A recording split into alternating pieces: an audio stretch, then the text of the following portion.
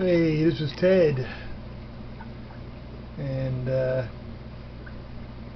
I'm just taping the red cherry tank. A couple of things. I'll just show you, give an idea. That's broccoli I just put in right there, and I'm hoping that they go into that. And this is perfectly balanced tank right now, and I got cherry shrimps everywhere right now, and I hope the population will increase. There's about 3 or 4 types of different moss in here, plus a couple of low light. That's the crypt, I think, back there. But a lot of moss, different types of moss in here. And these are lava rocks. Lots of places for the shrimp to hide. Some snails, gold snails in here. Some charlotwood, back there, some charlotwood too. You can see a lot of babies in there, and a lot of there's some those little alder cones that I put in there. And that black substrate is the leftover of Echo Complete that I used one time, and it was just residue without nutrients. It's perfect for a pH, a neutral pH, which is good. So, but the shrimp seem to love it. They seem to be prospering right now. They're doing really good, and they got males, females, and they got lots of babies in here swimming around right now. And they seem like they're very happy. There's no fish in there to stress them out,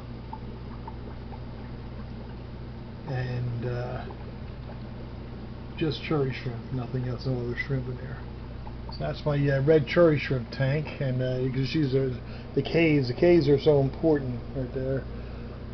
Okay, and lots of hiding places. The leaves, that's leaves back there. That's catappa leaves, I believe. And all the rocks are safe. We're not changing the pH in any way. So anyway, that's my small red cherry shrimp tank. If I walk over here a little bit, this is my community tank, and I got yellow shrimp in this one, which are basically hiding right now, and 2 cory cats and a pleco. And the shrimp don't seem to be afraid of the catfish too much. The catfish don't bother them, and I got less hiding places in here, but there's enough hiding places where they can survive. Here's a yellow shrimp right there. There's a whole bunch more somewhere. There's one over there just foraging and eating. I think there's about 14 types of plants in here also. And right here, I have that growing in my pond downstairs. This plant right here. And I'm trying to give that away. If anybody wants some on East Falls on Facebook, you can get in touch with me if you want that. I'm giving a lot of that away. I got about 3 types of plants in my pond I want to give away before it gets cold. And here's a lily.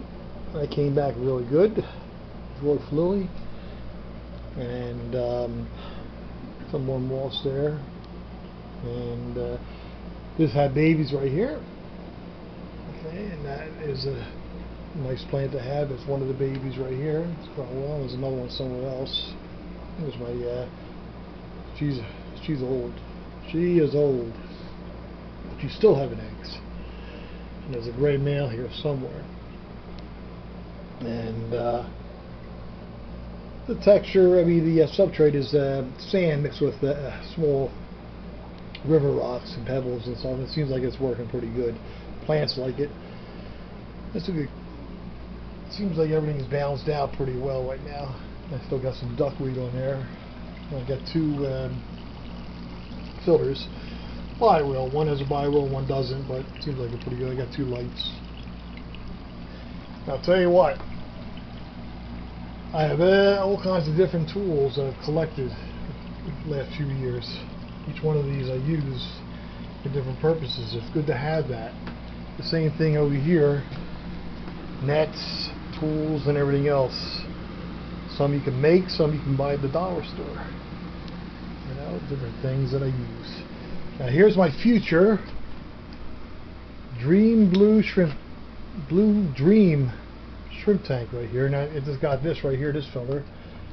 That's a sponge river filter, and it's supposed to be really good. You can add more things in there too.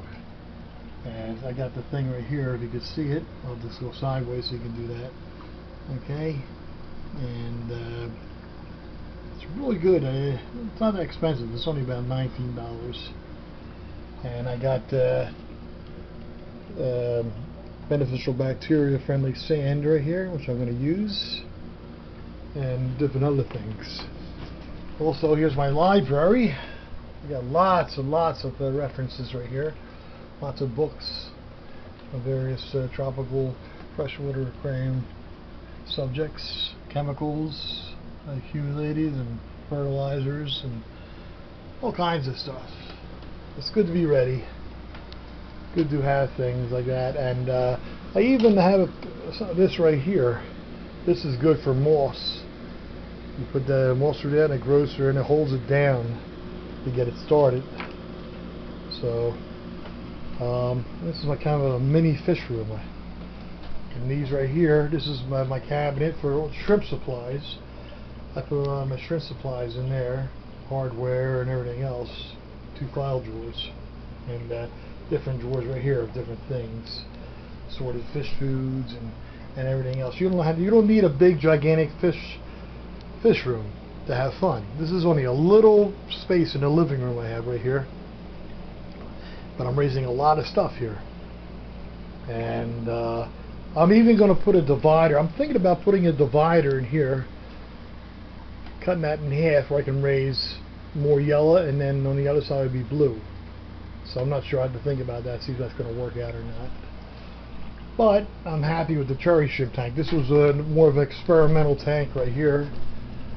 This one right here, to see how it would do, and it went beyond my expectations. And the mosses alone, I mean, the moss right here, I'm happy with the mosses growing in like that. They're growing in the wood, the rocks, and they're all grown together. This one right here is a different type of moss on that the chala wood right here. I don't know if you can see that. But it's all grown together very nicely, and it's a nice little community red cherry shrimp tank. So hopefully I'll have a lot of babies from that. Hopefully by I would think maybe October or November I would have a lot of them. So anyway. Well, this is Ted, and I hope you enjoyed my little tour here. It's always a lot of fun sharing different things about the tanks, trying something new too. Alright, take care and have a great day now.